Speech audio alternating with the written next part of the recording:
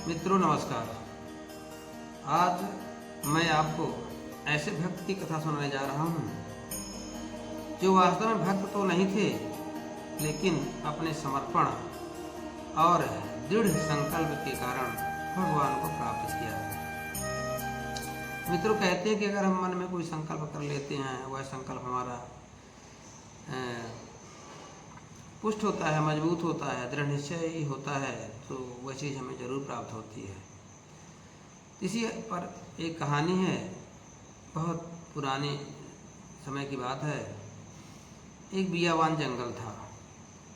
उस जंगल में एक ऋषि तपस्या करते थे, और जहाँ पे तपस्या ऋषि करते थे वहीं पास से ही एक शिकारी रोज गुजरा करता था। शिकार करने जाता था, पशु पक्षियों को मारता था और अपना जीवन यापन किया करता था। तो एक दिन क्या हुआ कि जब शिकारी वहाँ से निकला करता था तो महात्मा जी को प्रणाम भी करता था, वहाँ जलपान भी किया करता था।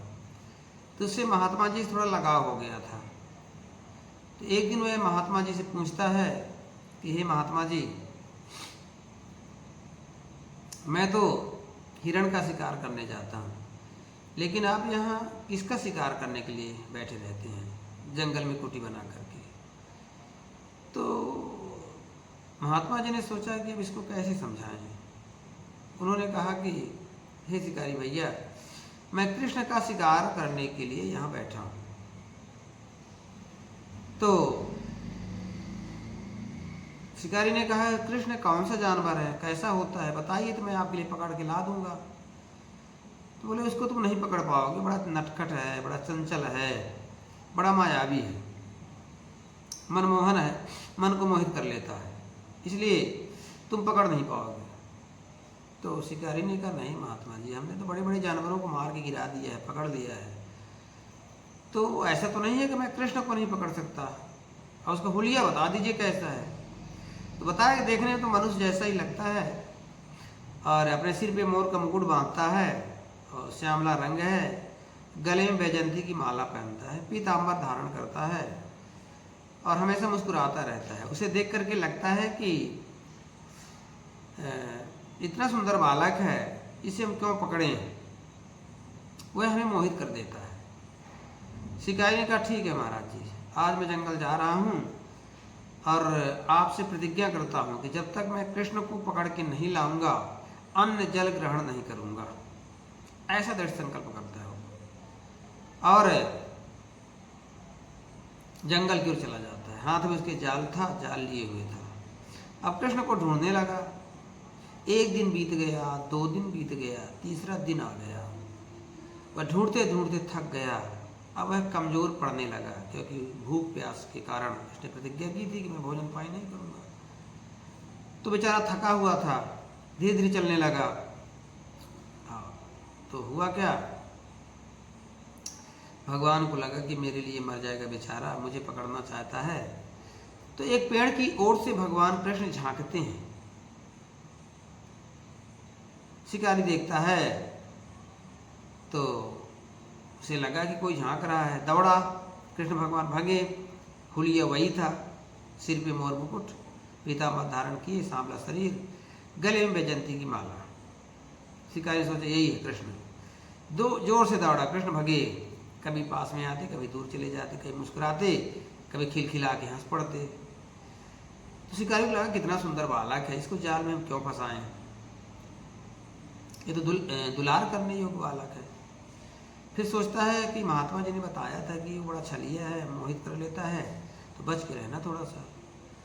तो उसने क्या किया कि बार बार कृष्ण पर ऐसे जाल फेंकने लगा। एक बार कृष्ण भगवान जाल में फंस गए, और वह कृष्ण भगवान को जाल में गुरमेट करके, समेट करके और लेके आया, अपने कंधे पे लाद करके, जैसे किसी जानवर को लादा जाता है। अल्लाह के भगवान के महात्मा के पास पटक दिया, ले लो तुम्हारा कृष्ण, जिसे तुम पकड़ना चाहते थे। महात्मा जी को बड़ा आश्चर्य हुआ, बताओ, मैं कई वर्षों से जंगल पे बैठा हूँ, भगवान का ध्यान करता हूँ, इस सपने में भी हमने भगवान को नहीं देखा, और यह शिकारी एक व्याध, एक पापी मनुष्य 3 दिन में पकड़ के ले आया। ऐसा कैसे संभव हो गया, ऐसा कैसे हो सकता है? महात्मा जी ने भगवान से पूछा, प्रभु ये क्या कैसी लीला है आपकी, आप जाल में फंसे हुए हैं और शिकारी को आप 3 दिन में मिल गए और मुझे तो आप 100 वर्षों में भी नहीं मिले, ये अन्याय क्यों? भक्तों के साथ ऐसा कौन सा अपराध हो जाता है कि आप लाखों साल लगा देते हो उनसे मिलने के लिए, पापी व्यक्ति आपको तत्काल ही प्राप्त कर लेता है। भगवान ने कहा, देखिए भाई, मेरे लिए ना कोई पापी है ना कोई पुण्यात्मा है। जिसको जिससे कष्ट होता है वह उसे पापी समझता है, जिसको लाभ होता है पुण्यात्मा समझता है। तो ये बताइए, जिस प्रकार से शिकारी ने संकल्प लिया कि मैं 3 दिन भोजन ग्रहण नहीं करूंगा, जल ग्रहण नहीं करूंगा जब तक कृष्ण को पकड़ नहीं लूंगा, तो आपने भी ऐसा कभी दृढ़ निश्चय किया क्या मुझे पाने के लिए? आप वही सुबह शाम पूजा पाठ करते थे अपना, और शिष्य लोग आते थे, यहाँ भंडारा भी चलता है और प्रवचन भी चलता है, कई प्रकार की बातें होती हैं। तो एक प्रकार की वह भी तो माया ही है, जंगल के आश्रमों में भंडारा चलाना। अरे दुनिया भूखों मारती है तो उससे आपको क्या लेना देना? आप एकांत क्यों हो गए, जंगल में क्यों आए हैं आप भाई? भंडारा करने के लिए आए हैं, प्रवचन करने के लिए आए क्या? तो जब आपने निश्चय कर लिया, गृहस्थ से आप भगे, तो मैं जंगल में जाकर भगवान को प्राप्त करूंगा। आपने कुछ दिनों तक प्रयास भी किया, लेकिन जब आपको लगा भगवान नहीं मिलेंगे, आज मेरी उम्र बीती जा रही है, मुझे कोई जानता भी नहीं है, तो आप अपना प्रचार प्रसार शुरू कर देते हो। शिष्य लोग आने लगते हैं, गृहस्थ से निकल करके दुनिया भर का आश्रम बन जाता है, माया जाल फैल जाता है, भंडारे होने लगते हैं। तो ये भी तो एक प्रकार की माया है, ये भी तो प्रपंच है। जिस प्रपंच से आप भगे थे वही यहाँ भी करते हैं। तो आप प्रपंच में खुश हो, मग्न हो, तो मेरी क्या जरूरत है? लेकिन इसने, ये भले शिकारी था, मुझे नहीं जानता था, केवल आपके कहने मात्र से, आपके हित के लिए यह अन्न जल त्याग करके अब मुझे पकड़ने का प्रयास करता है। यदि मैं नहीं आता तो मृत्यु को प्राप्त हो जाता मेरे लिए। तो जो व्यक्ति ऐसा दृढ़ निश्चय करता है, दृढ़ संकल्प करता है कि मुझे भगवान मिलना ही चाहिए या मैं भगवान को प्राप्त ही करूंगा, तो उसके मन में जो विचार आते हैं कि भगवान को पाना या इस चीज को पाना, तो उसको वही वही दिखता है और उसकी सृष्टि हो जाती है। जैसे आप रात्रि में अंधेरे में जा रहे हो, रात के मन में भय हो जाए, कहीं प्रेत न मिल जाए, प्रेत न मिल जाए, तो आप भय से इतना परिपक्व हो जाते हो कि प्रेत की आकृति आप बना देते हो और आपको प्रेत दिखने लगता है, आप डर जाते हो, बीमार हो जाते हो, बुखार आने लगती है। तो आपने इतना प्रेत का चिंतन किया अंधेरे में, अकेले में। अक्सर आप जब भीड़ पे जाते हैं तो प्रेत वगैरह नहीं मिलते, क्योंकि आपका उधर चिंतन नहीं होता है। तो जिस चीज के लिए आप चिंतन करते हो वही मैं आपके लिए बन जाता हूँ।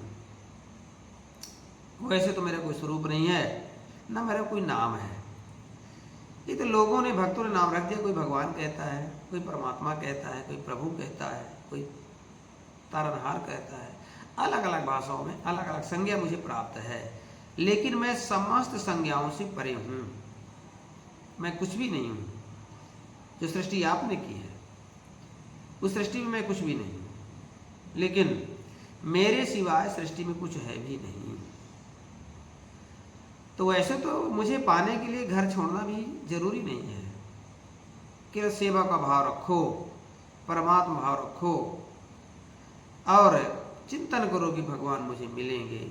मैं जो भी कार्य करता हूँ प्रभु की सेवा ही है। नर सेवा, नारायण सेवा, जिस दिन ऐसा भाव हो जाएगा तो मैं सबको सहज ही प्राप्त हो जाऊंगा। जब तक हम पाखंड में पढ़ेंगे, दिखावा करेंगे, खुद तो फंसे हैं, हम दूसरों को फंसाने का प्रयास करते हैं। हम आवेश में आकर के संत का चोला तो पहन लेते हैं, लेकिन उस स्थिति को प्राप्त नहीं हो पाते हैं मित्रों। तो कहने का मतलब ये है कि परमात्मा ने उस महात्मा जी को समझाया और उनको दर्शन दिए और कहा, तुम धन्य हो कि इस शिकारी के कारण तुम्हें मेरे दर्शन हो गए। लेकिन इससे सीख ये मिलती है कि जब हम संकल्प कर लेते हैं, दृढ़ निश्चय कर लेते हैं, तो परमात्मा हमसे बिल्कुल दूर नहीं होते हैं। और सबसे बड़ी बात मित्रों यह है कि हम परमात्मा को क्यों प्राप्त करना चाहते हैं, परमात्मा में क्यों चाहिए, परमात्मा से हमें क्या मांगना है। शांति मांगना है, मुक्ति मांगना है, क्या मांगना है। तो जितनी भौतिक अभौतिक वस्तुएं हैं जो आपके मन में चलती हैं या बाहर की दुनिया में हैं, वो सब माया है। उन किसी को पाकर भी आप सुखी नहीं हो सकते, भले आप हमसे मांग लोगे। तो मनु शतरूपा ने मुझे पुत्र के रूप में प्राप्त किया था, भगवान कहते हैं, लेकिन पुत्र रूप में पाकर भी क्या सुखी हुए? पहले तो उनके पुत्र ही नहीं होते थे, चौथे पर में पुत्र हुए, तो फिर राम जी को जाना पड़ा विश्वामित्र के साथ, तो उनको दुख हुआ, फिर वनवास हुआ तो दुख हुआ, इतना दुख हुआ कि मर भी गए, मृत्यु को प्राप्त हो गए। तो अगर हम प्राचीन इतिहास देखें, जितने भी संतों ने भक्तों ने भगवान को प्रकट किया या प्राप्त किया, तो उनको लाभ क्या हुआ? तो वो चीजें बहुत समझ में आती नहीं है। हमारे भारतीय संस्कृत का ध्येय वाक्य है कि सर्वे भवन्तु सुखिनः, सर्वे सन्तु निरामयाः, सर्वे भद्राणि पश्यन्तु, माँ कश्चित् दुर्भाग् भवेत्। तो क्या यह वरदान किसी ने परमात्मा से कभी मांगा? जिसने भी मांगा अपने लिए। दशरथ ने भी क्या कहा? आप मेरे पुत्र बन जाओ, मेरे पुत्र। ये तो नहीं कहा जगत के पुत्र बन जाओ, सबके पुत्र बन जाओ। तो जितने उदाहरण आप देखोगे, उधर नंद यशोदा जी ने भी यही वरदान मांगा था, मैं आपकी बाल लीला देखूं, मैं देखूं। तो कितने बड़े भक्त हुए हैं, लेकिन अपने लिए मांगा मित्रों। तो क्यों ना हम सब मिल करके यह वरदान मांगे। कौन सा वरदान? सर्वे भवन्तु सुखिनः, सब सुखी हो जाएं। सर्वे सन्तु निरामया, सब निरोगी रहें, किसी कोई रोग ना हो।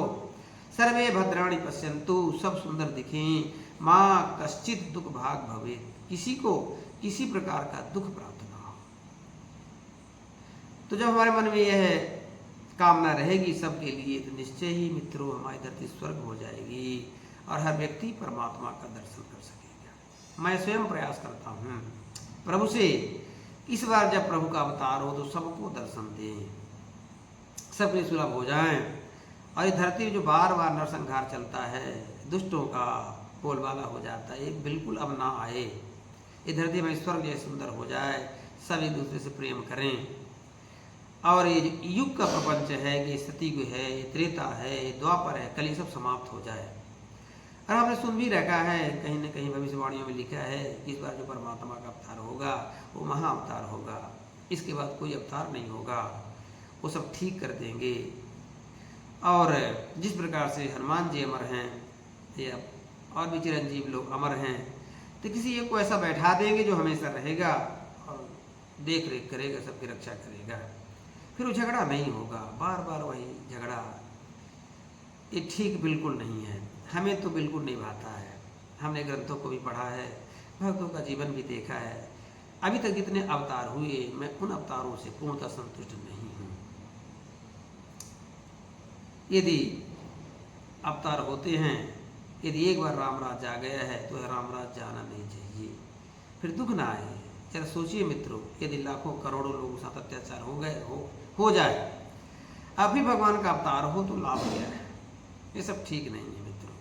परमात्मा कण कण में है, हम सब में हैं, हम अपने आप को पहचानें और जो कार्य परमात्मा को आकर करना पड़ता है उसका जिम्मा हम खुद ले लें। हम एक दूसरे से प्रेम करेंगे, किसी को सताएंगे नहीं, किसी को कष्ट नहीं देंगे, तो परमात्मा भी सुलभ हो जाएगा, हमेशा उसका दर्शन कर सकते हैं और धरती हमारी सुंदर हो जाएगी मित्रों।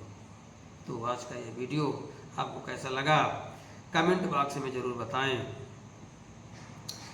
मुझे आपसे ही प्रेरणा मिलती है कुछ कहने की, कुछ बोलने की मित्रों।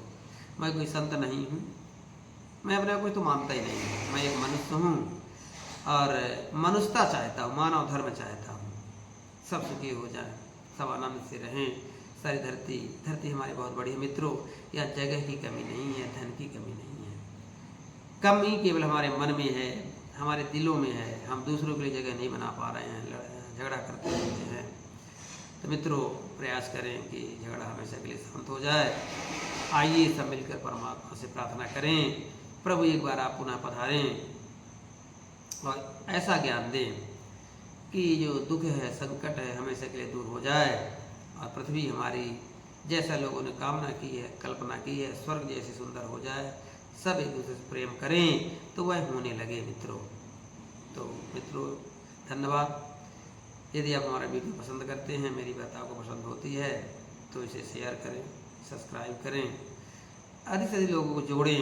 हमारा जो उद्देश्य है कि हर व्यक्ति परमात्मा को पहचाने और अपने धर्म पर कायम रहे, कोई भी गलत ना करे, तो धरती हमारी सुखी हो जाएगी मित्रों। तो इस हमारे उद्देश्य पर आपका सहयोग कितना है या कितना आप सहयोग कर सकते हैं, ये आप पर निर्भर करता है। अगर आप यही चाहते हैं जो मैं चाहता हूँ, तो मुझसे जुड़िए और हम मिलकर के परमात्मा को प्रकट करते हैं, उन्हें बुलाते हैं, वो अवश्य आएंगे, हर युग में आते हैं। ठीक है मित्रों, धन्यवाद। जय श्री राम।